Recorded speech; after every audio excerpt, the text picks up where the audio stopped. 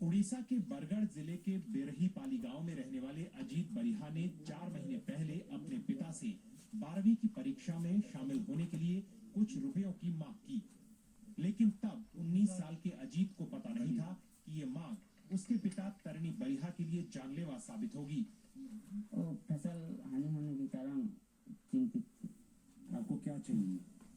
मुझे कोई नौकरी करके तरनी के परिवार को अब तक केवल 10,000 रुपए की ही मदद मिली है, वो भी रेड क्रॉस की ओर से। सरकार ने तो सिर्फ 2,000 रुपए दिए उसके अंतिम संस्कार के लिए। ये क्या करते हैं, साहूकार से लोन लेते हैं, कोऑपरेटिव से लोन लेते हैं। जब साहूकार से लोन लेते हैं तो तगादा जब होता है उनको मुश्किल होता है सर्वाइव करना। उनको क्या था, कोई टेंशन था कि आप कुछ बोल रहे थे?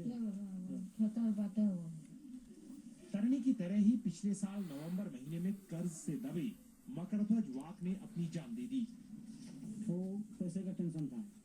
सुबह घर से निकला खेती में, वहाँ से वो नहीं लौटा। उड़ीसा में किसानों की आत्महत्या कोई नई बात नहीं है, लेकिन पिछले कुछ वक्त में हाल तेजी से बिगड़े हैं।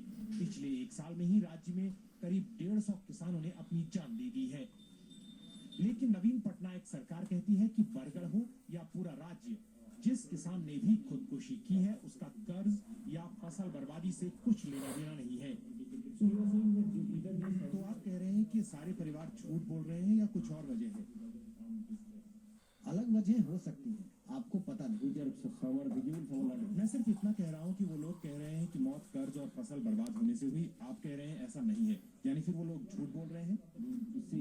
उड़ीसा में बार बार तूफान और सूखे की मार पड़ती रही है। ये पहली बार नहीं है कि यहाँ सूखा पड़ा। उड़ीसा यहाँ गांव के लोगों को अब ये सब सुनने की आदत पड़ गई है और उन्हें ऐसे सरकारी बयानों से हैरानी नहीं होती।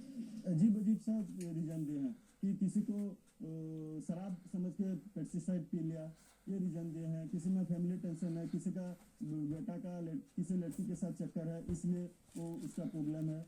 दिल्ली से कोई 1,500 किलोमीटर दूर उड़ीसा के इन गाँव में किसानों की आत्महत्याओं और खेती की बदहाली की एक दास्तान लिखी जा रही है, एक अजीब सी पटकथा, जिसके लिए राष्ट्रीय मीडिया की हेडलाइंस में कोई जगह नहीं है। यहाँ न तो सरकार और न ही नौकरशाहों की हमदर्दी इन किसानों के साथ है।